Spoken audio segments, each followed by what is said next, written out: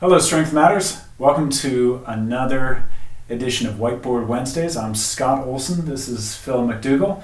Today we're going to talk about the movement pattern of anti-rotation.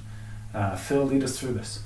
Okay, so we stole the word anti-rotation from Dan John, who, as we know, invents everything. He's got a very good way of just simplifying everything. But when we're talking about anti-rotation, what is it? We're specifically talking about the thoracic spine, or the spine, and its ability to resist rotation or movement in any plane. So it's not just rotation, it's side flexion, extension, whilst the arms and limbs are moving.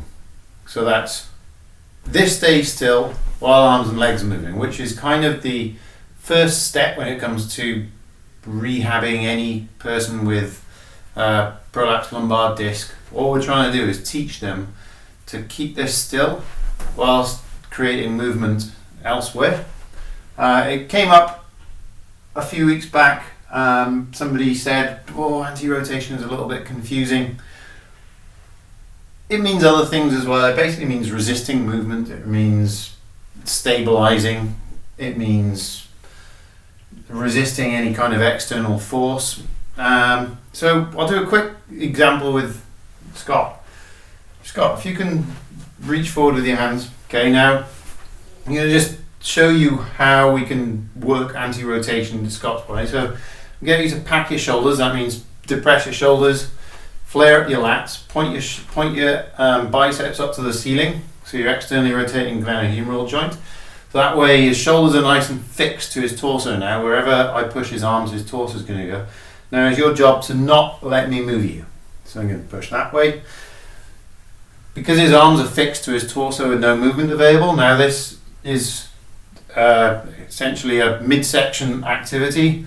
Going up, down, chopping patterns diagonally. And that is a very basic anti-rotation exercise. You can do it on the knees, you can do it on the floor. Scott, you want to go through any more anti-rotation exercises?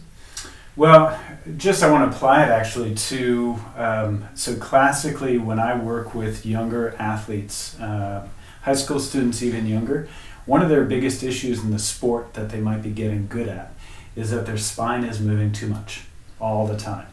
And one of the biggest benefits they'll have is starting to incorporate anti-rotation into their training. And I think that works for all of us, for any everyday athlete.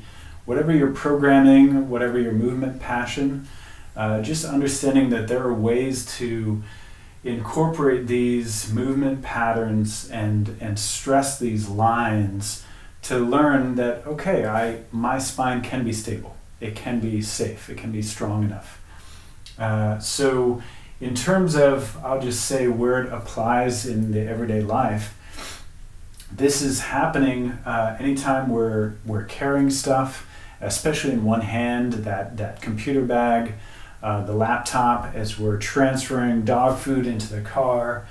The question is, are you staying engaged in your trunk, as Phil said, or are you letting your spine respond and move too much to the force that's being either applied to you or that you're engaging in? And ultimately, if we don't train that trunk stability that shows up in the plank, in different movement patterns where the arm or leg can move independent of that strong anti-rotation capability, then other problems can start to happen. So I guess to say on the continuum of, if we were to start as a simple method, how do we train this in someone? We can always start on the ground. It's safer. We can be on our back. One of the better complex core exercises is the dead bug. But we can even take it as simply as, if we're starting on our back, what happens when we lift even one leg off the ground? That's already applying a lot of load to the body that's going to create this twist. Our job is to stabilize and to anti-rotate. If we're on hands and knees, what's here is the 6-point arm raise. That's 6 points, hands, knees, and feet are on the ground. Then if we take one arm off the ground, we get to test that. Can I stabilize? Can I stay engaged? So start on the ground, and as you progress, there's so many great exercises that are essentially one leg or one arm drills, such as if you're lying on your back doing a one arm press with a dumbbell or any sort of weight. Your goal is not just to press that weight up, but to stabilize your spine during that exercise. And then finally, this advanced, there's a lot of options here, but the chopping patterns, half kneeling, standing, we have multiple versions of this. But again, is can we engage this movement, this dynamic drill, without collapsing, flexing, twisting the spine? Theoretically, we should stay really engaged, even if the motion is crossing our front line. Mm-hmm. Do you have anything to add on that? Just to add on that one, we're not saying that there's anything wrong with coming into rotation. All we're doing is identifying the difference between the two movement patterns of rotation and anti-rotation. And in a training environment, if you're there doing a chopping exercise, then your goal is to, you should know the intent of whether you are trying to stabilize your spine and move your arms through the range of motion you're trying to move them and shift the weight that you're trying to shift without any movement up here, or you're actually intentionally trying to create rotation, and that goes to the previous movement pattern.